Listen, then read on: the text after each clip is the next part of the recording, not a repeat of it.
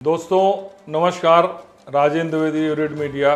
मित्रों, मैं महाराष्ट्र के दौरे पर गया था, काफ़ी दौरा करके आया हूँ। दूर दराज ग्रामीण क्षेत्रों, चाहे आपका विदर्भ का क्षेत्र हो, पश्चिम महाराष्ट्र हो, मुंबई, कोंकण। एक चीज़ महाराष्ट्र के चुनाव में जो सबसे महत्वपूर्ण है, दावे सबके अलग अलग हैं। शरद पवार का अपना एक अलग वर्चस्व है, उनके ऊपर सहानुभूति। उद्धव ठाकरे का अलग है, बीजेपी का, शिंदे का और अजीत पवार और छोटे छोटे अठावले सहित और तमाम छोटे दल हैं।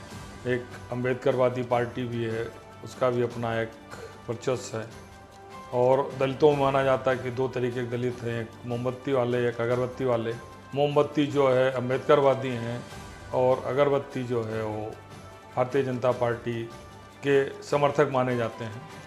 सबसे इंटरेस्टिंग, सबसे रोचक और महत्वपूर्ण बात यह है कि महाराष्ट्र एक ऐसा राज्य है जो पिछले काफ़ी दिनों से किसी भी एक दल का पूरे प्रदेश में वर्चस्व नहीं है, क्षेत्रवार है। और कहीं बीजेपी कांग्रेस सीधी लड़ाई लड़ रही है, कहीं शरद पवार बीजेपी लड़ रहे हैं, कहीं शिवसेना और कांग्रेस जो पहले की स्थितियां थीं लड़ रहे थे, और कहीं अम्बेडकरवादी पार्टी या छोटे दल गठबंधन लड़ रहे थे। इस बार स्थितियां अलग हैं, क्योंकि शिवसेना जो भारतीय जनता पार्टी के साथ लंबे अरसे तक साथ में रही है, उसका उद्धव ठाकरे पार्टी का विभाजन हो चुका है।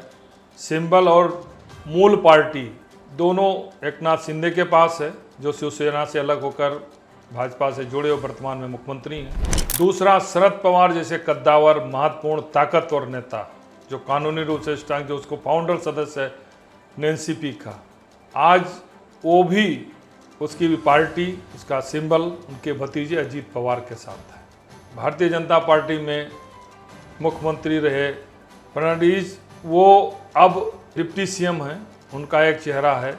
कद्दावर नेता नितिन गडकरी भी महाराष्ट्र से आते हैं और उनका नागपुर क्षेत्र माना जाता है। भाजपा का मूल विचारधारा का स्थल भी नागपुर है, जहां से पूरे देश में उनकी विचारधारा प्रभावित होती है, उसके आधार पर चलते हैं। बहुत सारे फैक्टर्स हैं। आर्थिक राजधानी है महाराष्ट्र, अडानी अंबानी का साम्राज्य का एक मुख्यालय है महाराष्ट्र। जितने भी दुनिया भर के बड़े बड़े कारपोरेट हैं, सबके मुख्यालय मुंबई महाराष्ट्र में है, इसलिए महाराष्ट्र का बहुत महत्वपूर्ण है। इसलिए 2019 में जब शिवसेना और बीजेपी के समझौते नहीं हुए, अलग से कांग्रेस और एनसीपी के समर्थन से नया मुख्यमंत्री बने और उद्धव ठाकरे, जो ज़्यादा दिनों तक नहीं, 2 साल के अंदर ही उनकी पार्टी टूटी, उनका सिंबल छिन गया, सब कुछ छिन गया। लेकिन लोकसभा चुनाव में स्थितियां बदल गई। अब आप सोचिए कि शरद पवार और उद्धव ठाकरे दोनों के पास मूल पार्टी नहीं, सिंबल नहीं, फिर भी यह एकनाथ शिंदे अजीत पवार से ज़्यादा सीटें, अजीत पवार तो स्थिति शून्य हो गई और शिंदे को 9 सीटें मिली। सबसे ज़्यादा कांग्रेस फायदे में रही, 13 सीटें मिली। मतलब गठबंधन को 30 सीटें मिली हैं। सोचिए कि इनका चुनाव चिन्ह नहीं, मूल पार्टी नहीं, तो ये जो सीटें मिली हैं लोकसभा में, ये निश्चित रूप से शरद पवार और उद्धव ठाकरे के चेहरे पर मिली हैं। व्यक्तिगत स्तर पर उनके लोकप्रियता, उनके साथ सहानुभूति की मिली हैं, क्योंकि थोड़े दिनों के अंदर नया सिंबल, नई पार्टी के साथ शिंदे और बीजेपी गठबंधन को शिकस्त देना आसान नहीं है। तो अगर लोकसभा में कम समय में ऐसी स्थिति हो सकती है, तो विधानसभा निश्चित रूप से भारतीय जनता पार्टी के लिए बहुत ही चुनौतीपूर्ण है। हालांकि अमित शाह और जितने उनके कार्यकर्ता हैं, पदाधिकारी हैं, नेता हैं, संघ हैं, सब पूरी ताकत लगाए हैं। और एक सबसे महत्वपूर्ण बात यह है कि एकनाथ शिंदे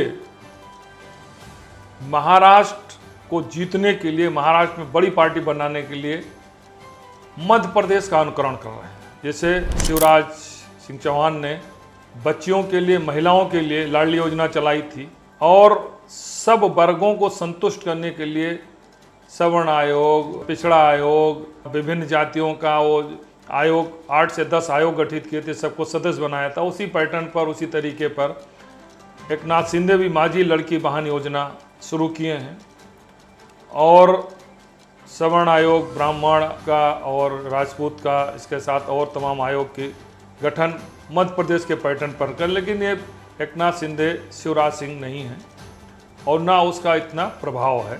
माझी लड़की योजना, बहन योजना का जरूर प्रभाव है और ये जो चर्चा है, जो आंकड़े शिंदे गुट द्वारा या भारतीय जनता पार्टी या सरकार द्वारा दिए जा रहे हैं कि प्रत्येक विधानसभा में 40,000 लाभार्थी महिलाएं हो रही हैं, लेकिन दौरे के समय 2-3 चीज़ें बड़ा इंटरेस्टिंग दिखाई दिया कि जो शिंदे प्रभावित क्षेत्र है, शिंदे का गढ़ है, शिवसेना का, उसमें वहाँ पर प्रशासनिक अधिकारी, नौकरशाह बड़ा लिबरल होकर इस योजना का लाभ महिलाओं को, बच्चियों को जो दे रहे हैं, लेकिन दूसरे क्षेत्रों में तमाम तरीके के डॉक्यूमेंट्स मांगे जा रहे हैं, जिसके कारण लाभार्थी पात्र होने के बावजूद लाभ नहीं पा रहे हैं। इसको लेके भाजपा में भी कार्यकर्ताओं में नाराज़गी है और विपक्ष में तो नाराज़गी है ही है, कार्यकर्ताओं में भी नाराज़गी है कि उनके शिंदे अपने तरीके से अपने क्षेत्र में काफ़ी काम अच्छा। दूसरा, एक और जो शिकायतें भारतीय जनता पार्टी के बड़े वरिष्ठ और पुराने कार्यकर्ताओं की दिखी,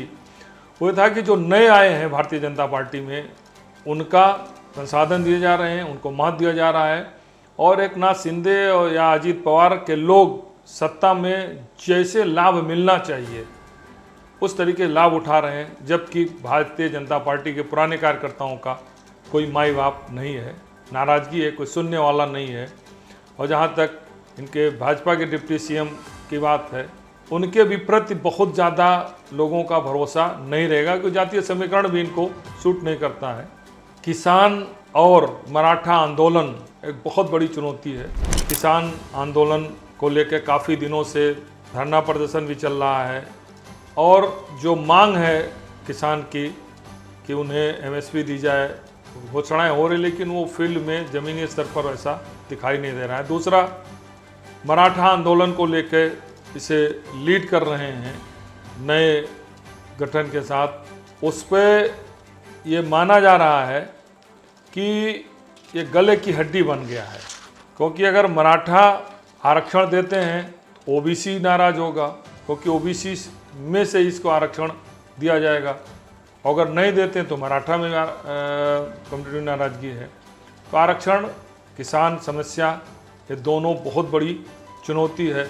और तीसरा, एक नया डेवलपमेंट हुआ है, उत्तर भारतीय जनता पार्टी के वोट बैंक माने जाते थे, लेकिन अब उत्तर भारतीयों में अगड़ों पिछड़ों में विभाजन हो रहा है, वहाँ भी दिखाई दे रहा है, क्योंकि उत्तर भारतीयों में सियासत का, ताकत का लाभ सर्वाधिक सवर्णों ने उठाया है। पिछड़ों को उतना लाभ मिला है लेकिन कंपैरेटिव कम मिला है, जबकि इनकी भी संख्या अच्छी खासी है। उत्तर भारतीयों के संगठन में भी सुगबुगाहट है, जातीय आधार पर इनकी भी मीटिंगें हो रही हैं कि उनको भी, उनकी भी ताकत का एहसास कराया जाए। तो भारतीय जनता पार्टी के लिए ये भी उत्तर भारतीय के मतदाता जो एक साथ होते थे, वो भी इनके लिए चुनौती बन गई है। और दूसरा है कि जो सबसे महत्वपूर्ण है, जैसे विदर्भ क्षेत्र है, यहाँ 62 सीटें हैं। भारतीय जनता पार्टी जब भी 40, 42, 45 सीटें पाती हैं, 50 तक पाती हैं, तो लार्जेस्ट पार्टी बनती है, सरकार बनाने की स्थिति में होती है, क्योंकि इस क्षेत्र में लड़ाई सीधी बीजेपी और कांग्रेस की होती है। और इस बार स्थितियाँ बदली हुई हैं।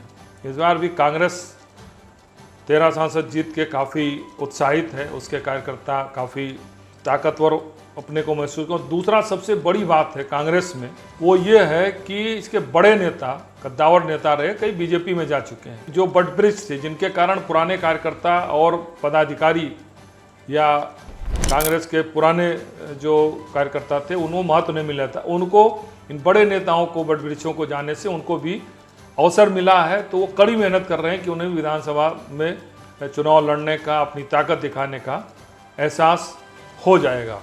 इसी तरीके से अगर हम देखते हैं मराठवाड़ा, तो 46 सीटें, यहाँ शरद पवार का प्रभाव है। कोकण में शिवसेना का माना जाता है। मुंबई 36 सीटें हैं, तो मिला जुला है, शिवसेना है और मराठा, मतलब शरद पवार भी हैं, कांग्रेस भी कुछ क्षेत्रों में है। उत्तर महाराष्ट्र की भी स्थिति है। सबसे बड़ी ताकत पश्चिम महाराष्ट्र और विदर्भ, जहाँ 132 सीटें आती हैं। इन्हीं दोनों में लगभग मराठा, एनसीपी और कांग्रेस, बीजेपी से सीधी लड़ाई होती है और ये 70-80 सीटें जो पाती है वो लार्जेस्ट पार्टी होती है, सरकार बनाती। इस बार भी स्थिति यही बनी हुई है। अजीत पवार की स्थिति बहुत अच्छी नहीं है, उनके वो लेकर के और शिंदे गुट में लेकर के जो विवाद हो रहा है, बयानबाजी हो रही है, उससे एक परसेप्शन बन गया है कि शिंदे अजीत में काफ़ी गुटबाजी है, टिकट बंटवारे को लेकर विवाद है, मुख्यमंत्री पद को लेकर विवाद है। एक और महत्वपूर्ण यह है दलित मतदाता, जो मतदाता 28% अगर मतदाता मराठा है तो 22% दलित भी है। मराठा में निश्चित रूप से शरद पवार की अपनी ताकत है और अजीत के प्रति लोगों में नाराजगी, उन्होंने अपना सम्मान भी खो दिया। अगर अजीत पवार ने अपनी पत्नी को शरद पवार की बेटी के सामने चुनाव लड़ाया, हालांकि चुनाव इनकी पत्नी हार भी गई, लेकिन उसको बहुत गलत संदेश गया और मराठा इसे उचित नहीं मानते हैं। तो कुल मिला के बीजेपी के लिए एक और सबसे बड़ी चिंता का विषय है कि इसके पास कोई जो वहाँ का बेस आधार वोट है, दलित, ओबीसी और मराठा, इनके अपने पास कोई प्रभावशाली नेता नहीं है। तीनों में बीजेपी को इन तीनों वर्ग में से अपने प्रभावशाली नेता जो ताकतवर हैं, अच्छे हैं, उन्हें ढूंढना होगा। उत्तर भारतीयों की नाराजगी के लिए देखनी होगी, अगड़े पिछड़े न बंटने पाएँ। शरद पवार पर और उद्धव ठाकरे पर जो पिछले दिनों लोकसभा चुनाव में तीखा हमला हुआ था, उसका भी नेगेटिव प्रभाव गया था। कांग्रेस सबसे ज़्यादा लाभ मिला उसको, वो उत्साहित है, उसे उम्मीद है कि बंटवारे में फिर उसको सबसे अधिक सीटें मिलेंगी और बड़ी पार्टी बन के सरकार बना सकती है। यहाँ भी कई तरीके के सीटों को लेकर विवाद है, आपस में टकराहट है, लेकिन जितनी टकराहट, जितनी बयानबाजी, जितना खराब परसेप्शन अजीत पवार, शिंदे और बीजेपी में, उतना इधर दूसरे गुट में उद्धव ठाकरे, शरद पवार और कांग्रेस में दिखाई नहीं दे रहा है। चुनाव बहुत महत्वपूर्ण है।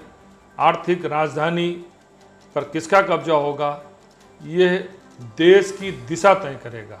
इसलिए पूरी ताकत दोनों गुटों ने लगा रखी है और चुनाव परिणाम तय करेगा कि आर्थिक राजधानी महाराष्ट्र पर कब्जा किसका होगा।